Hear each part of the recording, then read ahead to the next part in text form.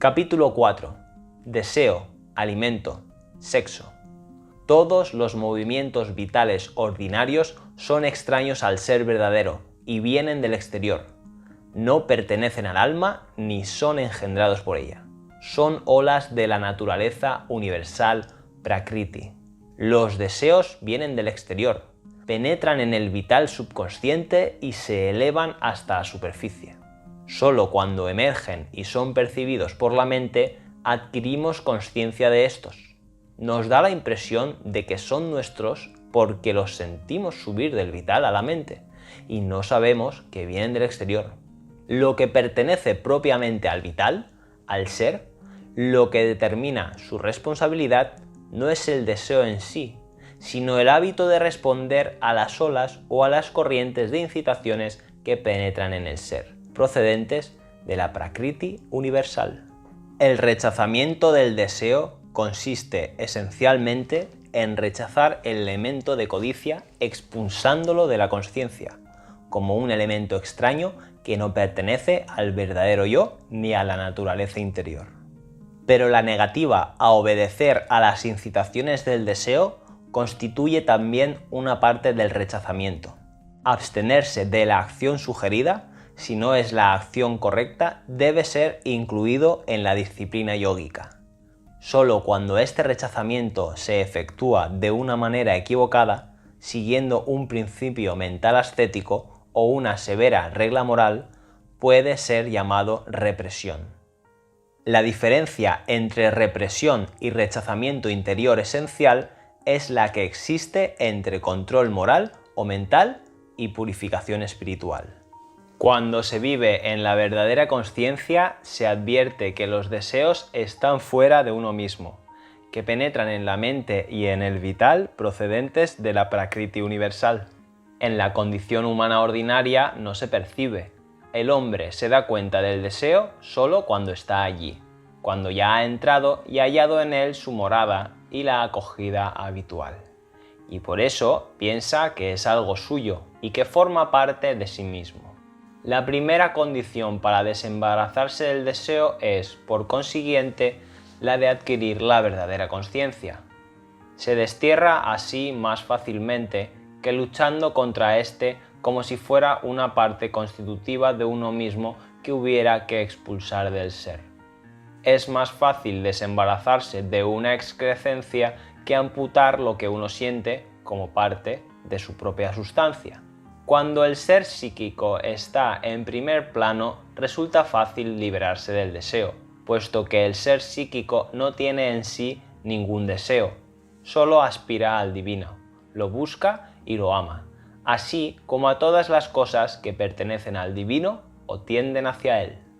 La preeminencia constante del ser psíquico tiende espontáneamente a hacer emerger la verdadera consciencia y a rectificar, casi automáticamente, los movimientos de la naturaleza.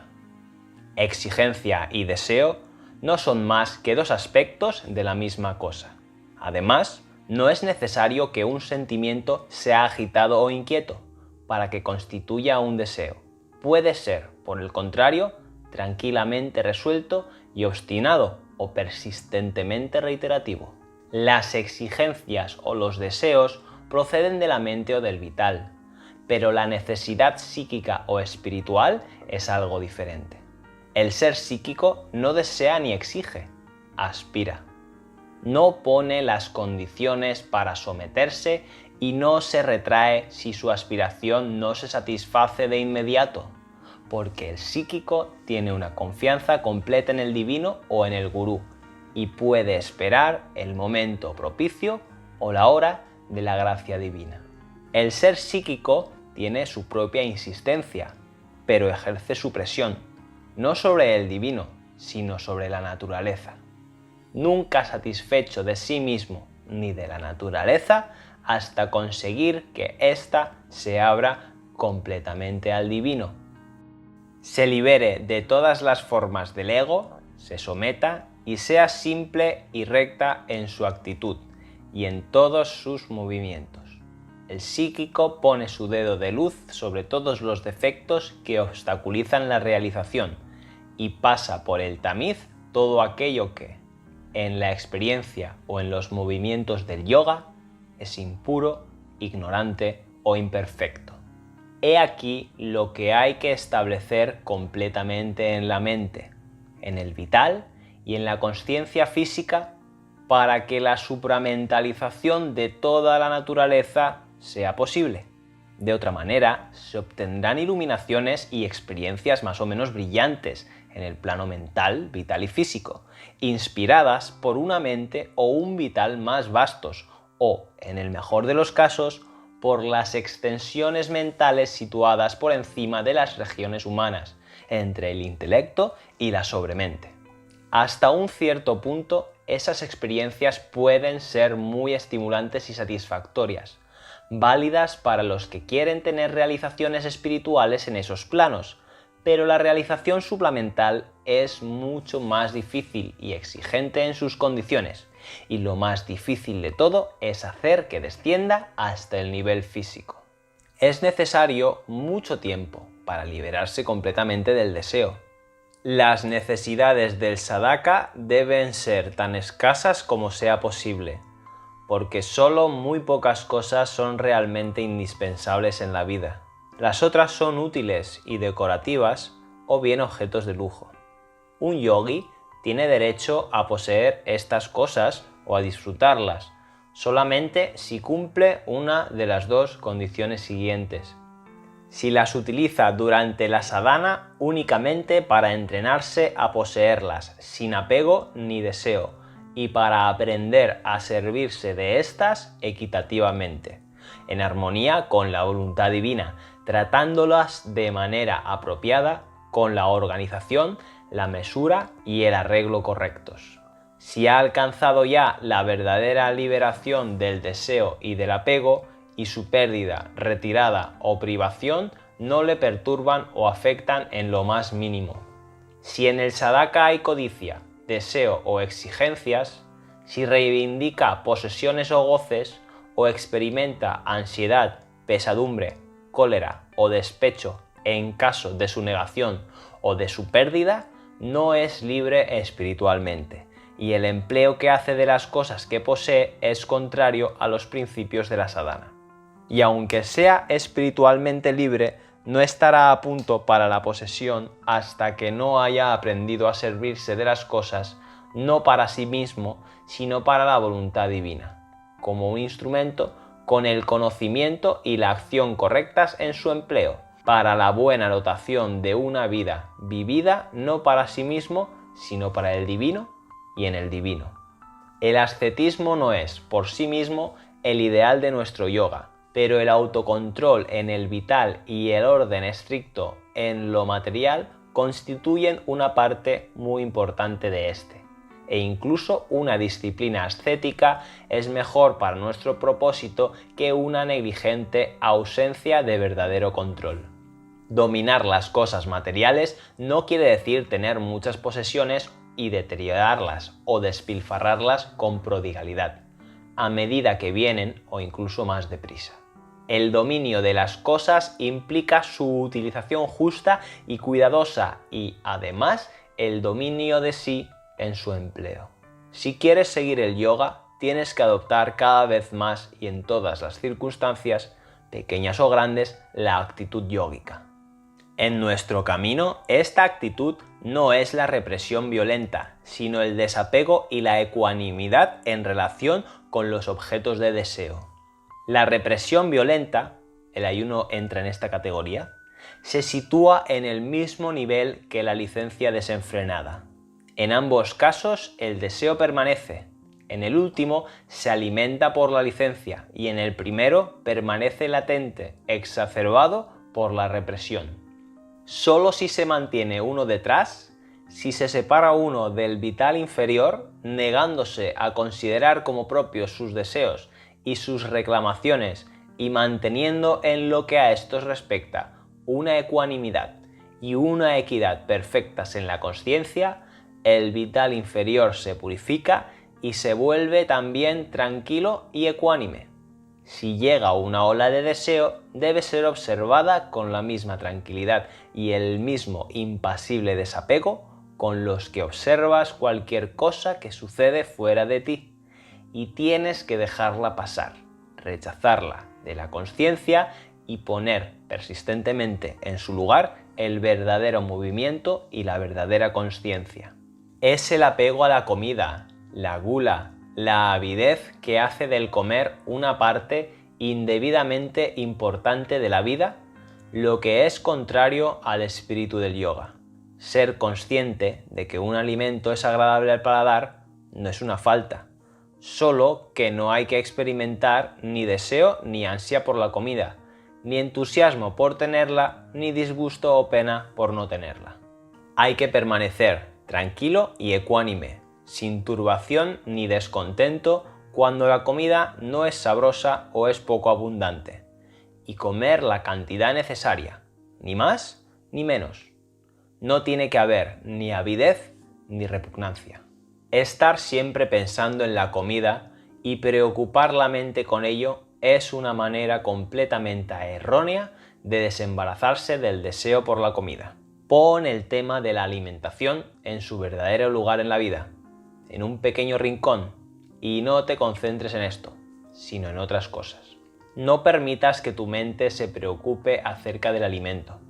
Come la cantidad necesaria, ni demasiado ni demasiado poco, sin avidez ni repulsión, como el medio que te da la madre para mantener el cuerpo, con el verdadero espíritu como ofrenda al divino en ti. En ese caso, el alimento no creará tamas. La represión total del gusto, rasa, no forma parte de nuestro yoga. Lo que hay que rechazar es el deseo vital y el apego, la gula, el entusiasmo cuando se tiene el alimento preferido, la tristeza y el descontento cuando no se tiene, y la costumbre de darle una importancia excesiva. La ecuanimidad es aquí, como en tantas otras cosas, la piedra de toque. La idea de dejar de comer es una mala inspiración. Se puede subsistir con una pequeña cantidad de comida, pero no sin comida, salvo por un breve periodo de tiempo. Recuerda lo que la Gita dice: el yoga no es para aquel que come con exceso, ni para aquel que se abstiene por completo de comer. Es posible absorber mucha energía vital sin tomar alimentos, y frecuentemente aumenta con el ayuno, pero la sustancia física, sin la cual la vida pierde su soporte, es de un orden diferente.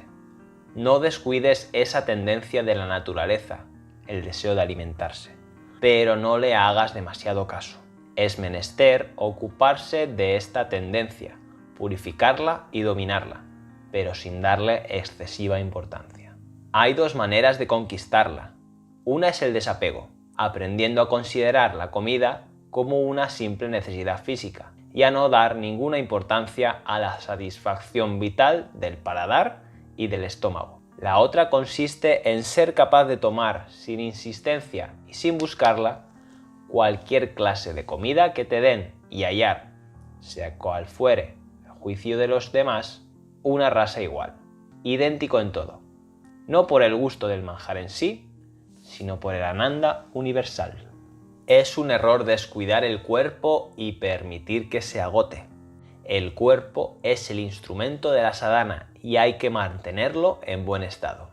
No hay que tener apego, pero tampoco desprecio o negligencia por la parte material de nuestra naturaleza. El objetivo de nuestro yoga no es solamente la unión con la consciencia superior, sino la transformación de la consciencia inferior y de la misma naturaleza física, con la ayuda del poder y de la consciencia superior. Para comer no es necesario tener avidez de comida o ser un glotón. El yogi no come por deseo, sino por el sustento del cuerpo.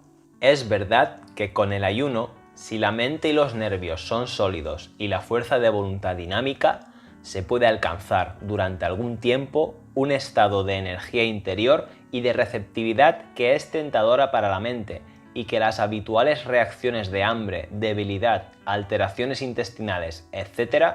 pueden evitarse totalmente. Pero el cuerpo sufre por falta de nutrición y el vital manifiesta fácilmente un estado patológico de sobreexcitación, debido a la irrupción de una cantidad de energía vital superior a la que el sistema nervioso puede asimilar y coordinar. Las personas nerviosas deben evitar la tentación del ayuno porque a menudo va acompañado o seguido de aberraciones y desequilibrios mentales. El ayuno resulta especialmente peligroso si el motivo del mismo es una huelga de hambre o se mezcla con cualquier elemento de este género, porque entonces se cede a un movimiento vital que puede fácilmente convertirse en un hábito pernicioso, nocivo para la sadhana. Ni siquiera cuando estas reacciones puedan evitarse, tiene el ayuno utilidad suficiente, puesto que la energía y la receptividad superiores no deben surgir en virtud de medios artificiales o físicos, sino de la intensidad de la consciencia y de una fuerte voluntad en la sadhana. La transformación a que aspiramos es demasiado vasta y compleja para que se produzca de improviso. Hay que dejar que se haga por etapas. El cambio físico es la última de estas etapas y sigue también un proceso progresivo. La transformación interior no se puede obtener por medios físicos, tanto si son de naturaleza positiva como negativa. El cambio físico, por el contrario, solo puede llegar a consumarse a través de un descenso de la más alta consciencia supramental a las células del cuerpo. Hasta entonces, por lo menos, el cuerpo y las energías que lo sostienen han de ser sustentadas por los medios ordinarios: comida, sueño, etc. El alimento hay que tomarlo con el verdadero espíritu, con la verdadera consciencia. El sueño ha de ser progresivamente transformado en reposo yógico. Una austeridad física prematura y excesiva, tapasya, puede comprometer el proceso de la sadhana, provocando desórdenes y estimulando fuerzas anormales en diferentes partes del organismo. Se puede extender una gran energía por las partes mentales y vitales, pero los nervios y el cuerpo corren el riesgo de sobreexcitarse y perder la estabilidad necesaria para soportar la acción de esas energías superiores. Esa es la razón por la cual una excesiva austeridad física no se incluye aquí como una parte fundamental de la sadhana.